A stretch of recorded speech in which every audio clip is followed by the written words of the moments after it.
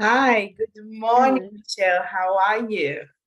Good, thank you, Baruch Hashem. How are you? I'm good. I'm doing well.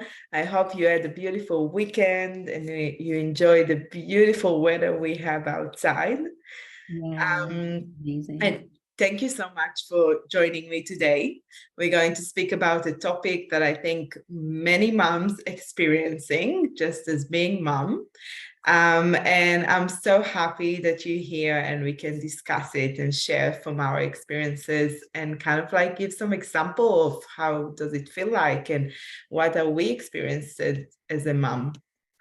So I'll introduce you to everyone. Michelle has 7 kids, which for me it's like an achievement. Age 7 to 21. She's a Rebbitzin and she's studying medicine and she's at the moment working as a mikveh lady, electric supervision of IVF, and she teaches brides and other Jewish studies to all ages. So welcome, Michelle. I'm so Thank you. happy for you to I'm be honored to here. be here. I'm honored to be here. Thank you. So tell me, I think a little bit about mom guilt. How does it feel and how you express it and, felt it as a mom? I think feeling guilty is something that most mothers have, but I also think it's not healthy, and ha- we can't feel guilty about feeling guilty because it's like when you can't Really sleep, and slow. then you Yeah. can't sleep and you're trying to sleep, and the more you try to sleep, the less you can sleep. So yeah, the point isn't to feel guilty about being guilty, but we have to recognize that it's not the way we should be living, and it's not healthy for us or our children, and put it aside. Like we have to. I feel like it's something that everybody has in our generation. I don't think the Mhm. previous generations had it the same amount. I feel like they didn't focus on what they weren't doing. They focused on what they were doing. If they fed their children, they did a good job. Like Yeah. there wasn't this pressure, I don't think, in the same way as our generation has. Um, so I feel like by not feeling guilty, you take a lot of pressure off yourself. You take a lot of pressure off your children. You help yourself be happier. You help your children be happier. One thing I think that feeling guilty does is it makes we look at what we want for our children, right? We all want so much good for our children. And when we don't see them getting everything we want them to have, then we think it's our fault. But Yeah. in life, everyone's not going to get everything that they want to have in life. I had a friend. I started raising my first children in Israel, and I don't know if they have the same level of guilt as we have.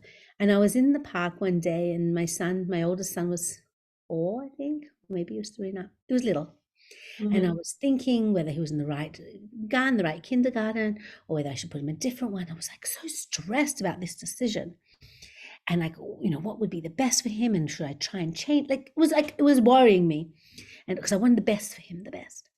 And my friend, who was like 4 or 5 years younger than me, turned around to me and said in Hebrew, so I have to try and translate it now. She turned around and said to me, Michelle, your job in life is not to give your child the best. Your job in life is to teach your child to deal with what they get. Mm. And her telling me at that early stage took it. It sort of became a mantra for me in a way. I Yeah. I stopped trying, like, "Am my child have the best? My child has to have the best. All my children have to have the best." No, my children have their life, and I'm here to support them in their life. It's not my job to be constantly giving them the best.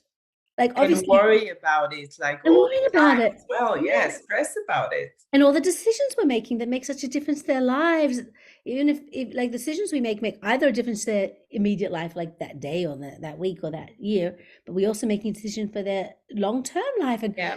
so much pressure making these decisions. And when you let go and say, you know what, I'm not having to give my child the best and everything. Whatever Correct. they get. And our lives is and our my job is to help my child deal with the life that he or she has, and support Yeah. them in their life. Um, and I don't have to have that level of pressure to give them the best of everything. So that was But very freeing. Yes, but in a way, I think, when you're becoming mom, you're not really aware of that thing. You're not really aware that there is such thing that called mom guilt.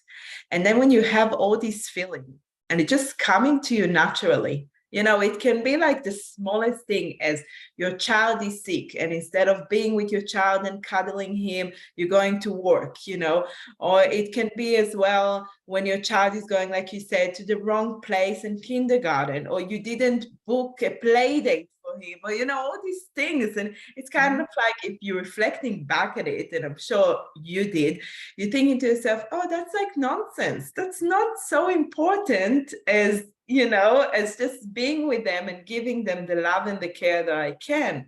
And as much as you want to be a good mom and a better mom, but being stuck in that, loop of thinking about it all the time makes you constantly in that mind frame of worrying, maybe I'm not doing enough. Maybe I'm not doing, what my child needs to.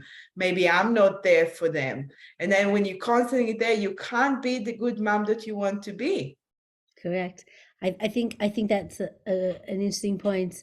I think that we often like we want to be perfect, but in the end of the day, we are who we are, and we're doing what we can with the resources that we have.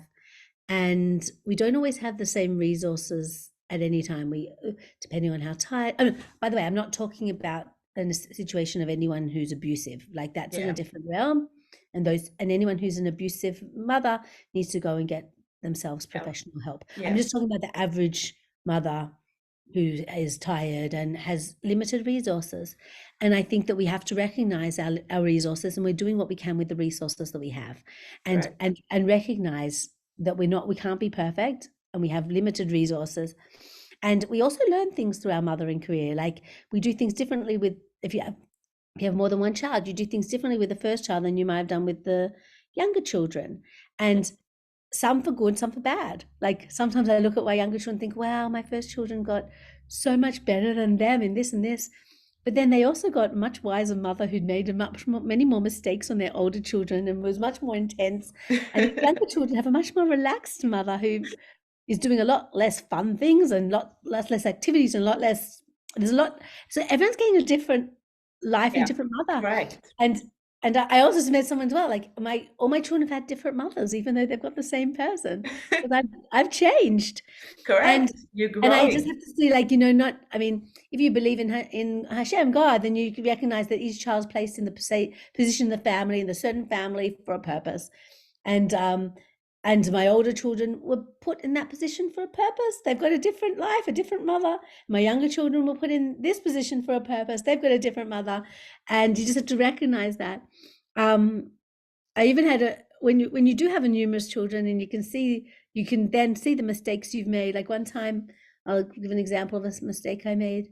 I was on a holiday and I had a toddler or baby or something, and they were in a different room in a different porta. I even brought the same porta cots they'd feel and the same sheets and blankets that they should feel home. But you knew they were in a different place and they were unsettled. So I sat there with them, patting them and looking after them. And then I saw my older child, who was about 8 at the time, and I said, I just feel so bad because I remember going on holiday with you and letting you cry, and I feel so bad. You were in like a foreign place, and I just let you cry because I thought that was what I had to do, and I feel terrible. He turned around to me and said, Mom. He said, I don't remember it. He goes, and I know you didn't make me cry on purpose, and that's what you thought was a good thing to do, and now you think this is good. That's okay. And he was only little, and he was like, I realized, like, yes, I made mistakes. I made him cry. Maybe he was more anxious for those early years than he would have had to be because I didn't know what I was doing the same way as I did with the younger children. I'm not saying anyone shouldn't cry it out, but I was just more, I'm not analyzing that. I was just like, on a holiday, didn't know where he was. I'm saying crying out I'm not analyzing. Yeah, I'm but not that's crying what you felt at the time. Yeah, with this baby on a holiday just for one night somewhere that was crying. But yeah, so it was just this, yeah, you're right. Like this is what I thought at the time, and now I think differently, and and that's okay. That's okay. Like yes. We all that's what's important to remember, that it's okay. Like it's okay as well if for one child you gave that thing and for the other. And like he said to you, it was amazing. If you look at his wisdom, he said to you, Mom, I didn't even remember. And we Exactly. think that they remember everything. We think that they're going to remember it for the rest of their life. That's right. So it seems to us like a big thing, but at the end of the day, they don't even remember it. For Right. them, like every day, it's like a new day. Right. If And you even think things they about do remember. So sometimes we do things wrong and then they come later in life and say something and you go, okay, so I that's what I thought was the right thing at the time and that's okay, you know? yeah, yeah, Because I yeah, think I agree. I think we're doing our best with the resources we have. And sometimes we do things that we know are wrong because we're tired and we might lose our temper when we don't want to lose our temper. But in the end of the day, so we're human and parents are human and our children are being raised by humans. And I think that's very important for them to know. And they one day, please God, going to be parents and they'll be human too. Maybe they'll make less mistakes than we will. But Yeah, it is what it is, you know. right. Um, something I once asked someone, um, I used to when I was younger, I just go up to older mothers and just say, "Give me a parenting tip," because Hmm. like there's so much wisdom out there.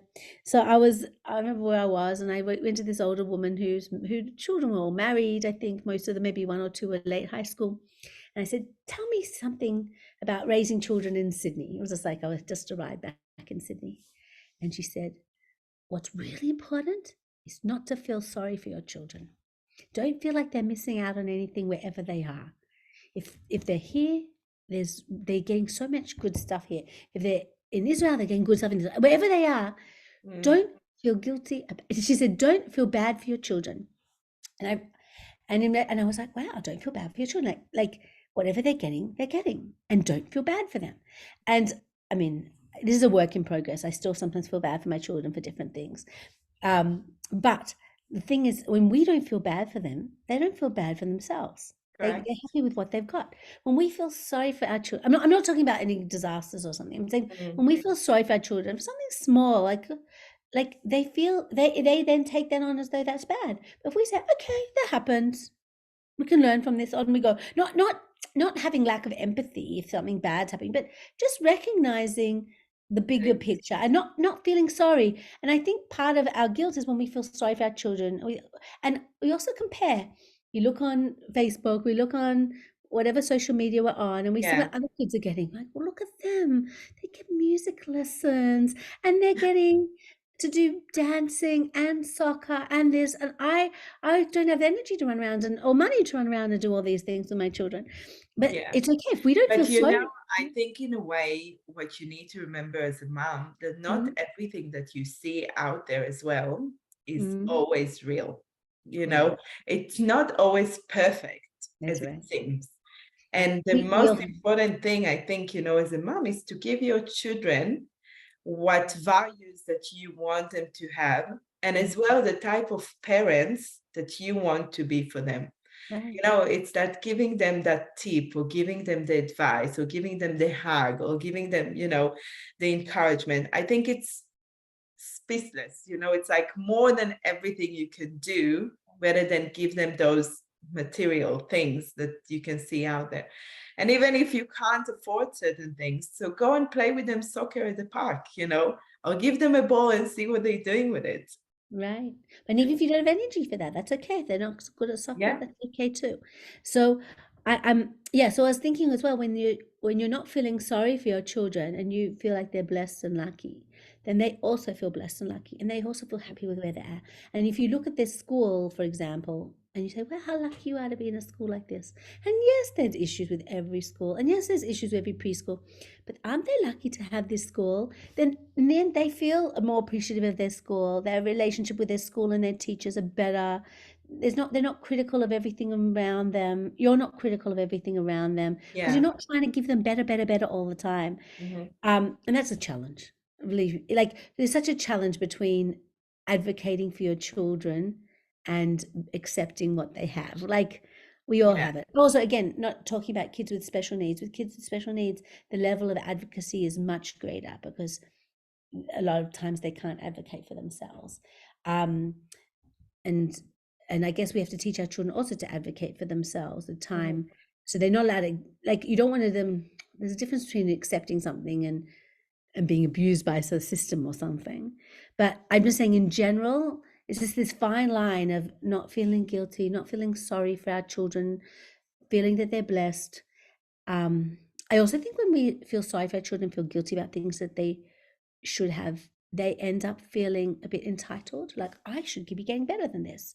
And you Mm. end up creating this entitled generation of children. So, because they all feel that they should be getting better than what they're getting, like, and not happy Yeah. with what they've got. It's so challenging, and we're all challenged by this. Like, this is not an easy thing. This is something everybody everyone wants the best for their children. Everyone wants to advocate for their children, and they're good values to want the best for their children and want to advocate for their children. But we just have to balance it with feeling happy for our children, feeling that they're blessed with what they've got, feeling that they're lucky with what they've got, not comparing to other families, not comparing to other people, Mm. teaching them not to compare.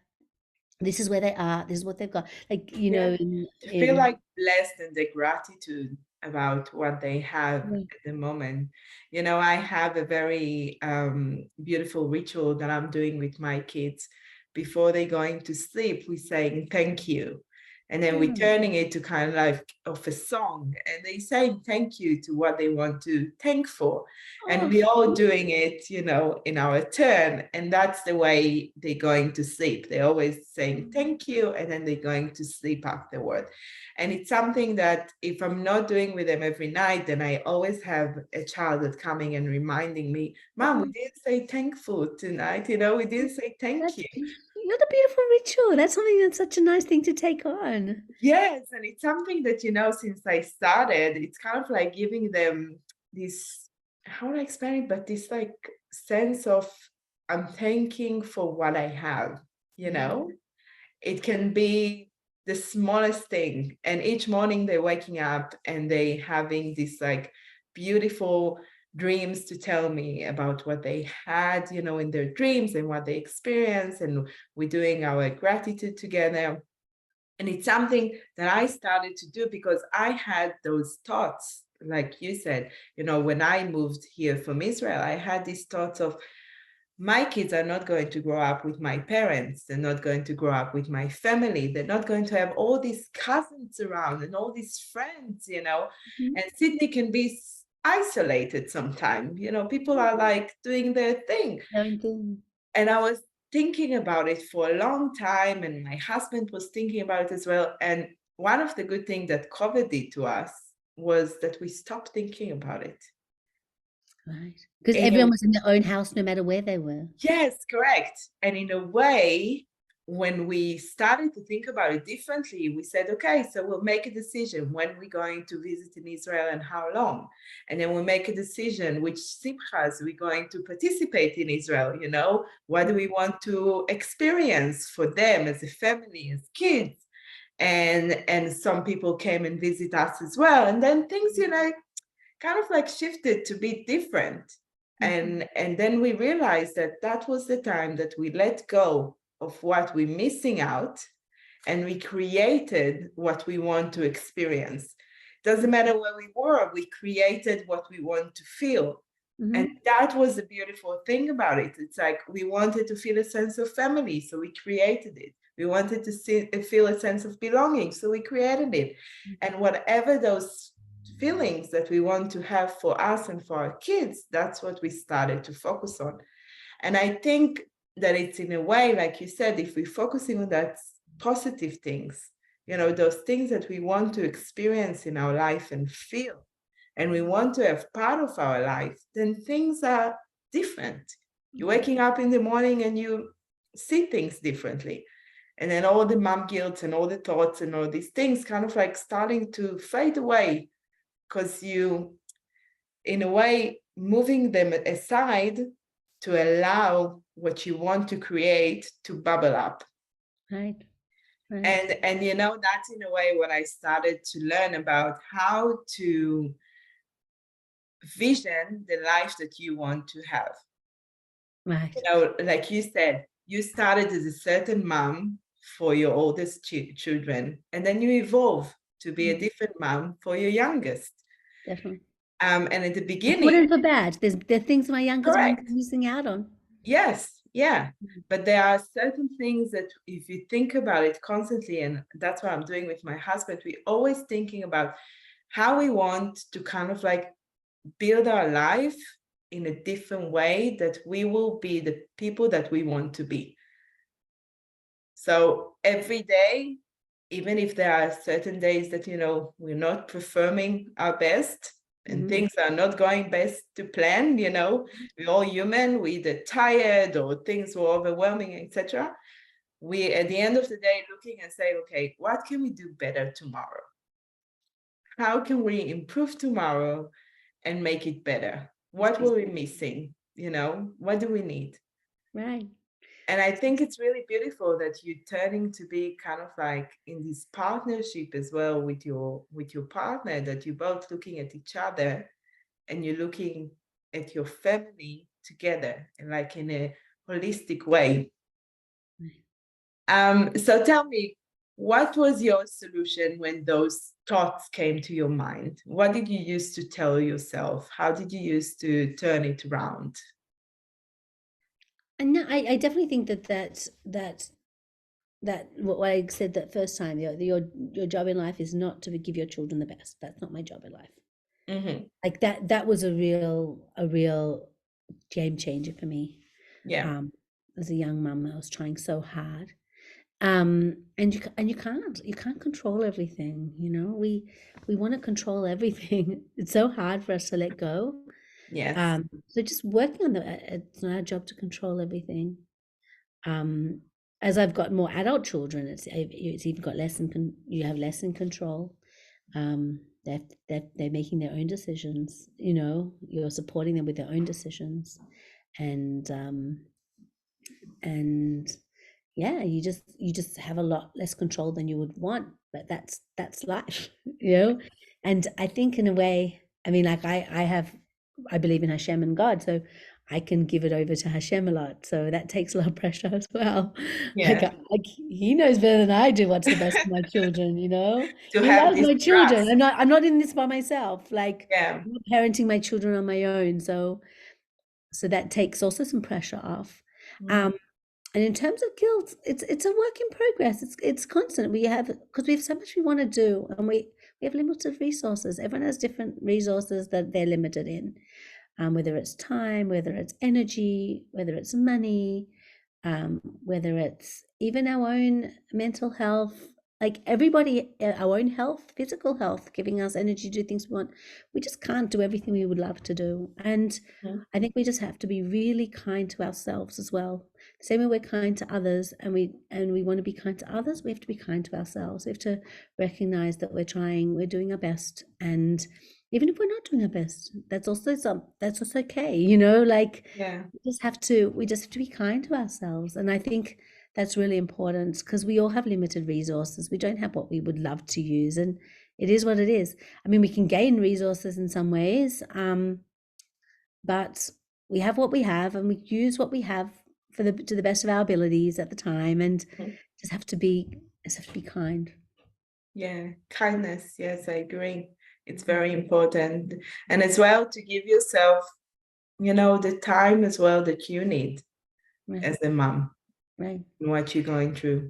And people feel guilty about everything. Like mothers feel so guilty. I once made someone who was like feeling guilty she wasn't working enough, and she was like everything. I said, count the hours you spend with your children, like including weekends. Like just count how many hours a week you're working looking after children. If you Hmm. actually count how many hours you're working after children, you realize that's a full-time job, even Correct. when they're at daycare full time. If you Yeah. count that it's from when you pick them up from daycare till they go to bed at night, and then you might make their lunches, and then the weekends, which is Hmm. full on, it's Yeah. so many hours a week we spend, like we have to, where the people are stay at home It's mothers, not just the work. days, it's the nights as well, you Right? know? We're on call. And the sleep when you're on call is not the Yeah. same. When you Yeah. can be woken at any time. I'm not even talking about newborn babies. Newborn babies, oh my goodness. Those Yeah. hours But are kids, really. they're waking Yeah, up as well. yeah, they It's not do. ending there. No. And so if you count the hours you're actually working, you go, whoa, that's a lot. Whether you're working as an outside of the home job and you're still working in the home, weekends are not weekends. Correct. Holidays are not holidays. A holiday with kids is just work in a different place. Like it's Yeah. harder work because you're not even in the same environment. It's not a break. It's a change, but it's not, you don't come home from a holiday usually And rested. you feel like It's like, restored oh, and that was hard energized. work. So And even you though we need look to forward to holidays unpack and and, organize everything. yeah, And it's kind of like this. yeah, yeah. I saw one of these memes which just said like when I was a kid, my mum was always like the last in the car. I don't know what she was doing. And then you see this meme, and then now I'm mum, I get it. Like she's locking the door, she's closing the thing, she's putting away the dishes from the into the no, they're not coming home for day. Like all these last minute things. Not like, oh, just coming into the car. Yes. My mom always used to tell me, and even today, my mom has 8 children, 22 um, grandchildren, being only blessed. And she always said to me, I used to always do the behind the scene jobs, all those like invisible jobs, she used to call them. And she used to tell me, I used to wake up at 5 a.m. before you guys used to wake up. And I used to do the dishes, make meals, do the laundry, clean the house, everything. So we will wake up and everything will be ready for us. And I thought to myself, as kids, sometimes we're not aware of it. No. And as adults, when I turned to be a mom, then I looked at her and I said to her, mom, there is this thing that moms are super moms. You are definitely one of them. Like, Yeah. if someone is a super mom, it's you. And when I looked at her, I said to her, the only thing that you are missing sometimes is to take care of yourself. And today, as a granny, each time she's coming to us or to visit us, I'm always reminding her to take care of her. Like always, there is something small for her so she can do for herself. Because for me as a child, I'm feeling, okay, well, it's time for me to give her back those moments, Yeah. so So she true. didn't have as a mom. Right. And I think that as a mom, to find those moments, like you said to me, when before we started the live, you prepared your coffee, you came prepared, and you had that, block of time when you're just being in the moment. And for moms, we sometimes forgetting about it. And I think it's really important to take that moment, Mhm. even if it's mean drinking water, sitting down and not on the go. Like, the simple thing that Right. sometimes seems to us like a big thing, just take your moments. And in a way, it's helping you as well. Because that's one of our guilt, why I'm taking time for myself instead of being with the kids. Right. How many times you're saying it to yourself? Why Yeah. I'm going for a walk instead of being with them? Why I'm meeting with friends instead of, and I think it's really important to start and think about yourself as well. Yeah. Because We're if mothers are people. yes, correct. And Like if not, there's that yeah, classic analogy of the airplane. Have you heard that one? no, Oh, so it's one of I hear it all the time. I don't know where I've heard it, but it's like they say on an airplane if the oxygen comes down, they say the adult should take it first and then put mm, their child on. And it sounds intuitive, like of course you have to do it because if you faint, your child won't be able to get oxygen either. But that's something too. Like we have to look after ourselves, and only if we're looked after can we then look after others. We have to, I guess, fill our own cup before we correct. allow it to Yeah. s- to to But flow sometimes over. it seems very selfish. And I think Right. that's one of the things that we need to stop thinking in a way. Because as mom, if you're taking care of yourself, then you are able to take care of others. Mhm. Yeah. And it's important to put those blocks, during the day that giving you the time that you're really taking care of yourself. And then Yes. things are feeling much better. Yes. I've Mothers are people noticed. too, you Yes. know? So thank you, Michelle. Is there Thank you. anything else you want to say to our moms out there? Kind of like let them go to their day with a little something? Um, yeah, just be kind to yourself. Be Look for the best in your lives. Don't compare yourselves to others. Don't compare your children to others. This is a long list, but but and if you do any of these things, don't feel guilty about it. Just something to work on. We're all working and trying to be better people. We're all trying to be better mums. We should also be happy with where we're at and know that our children are very blessed and very lucky and were born into this particular family to be looked after by you, and that's what they're meant to have in life, and what you teach them that's good is good. The bad habits you give them, that's going to be their challenges in life, and that's okay. And yeah, and our job isn't to give our children the best, it's to teach them, to help them to deal with what they get, and that's Yeah. okay. That would be my summary, I guess. Thank you so much, Anna. Beautiful. Beautiful Thank thing you you. do. Thank you so Thank you. much. I had a beautiful time. Thank you.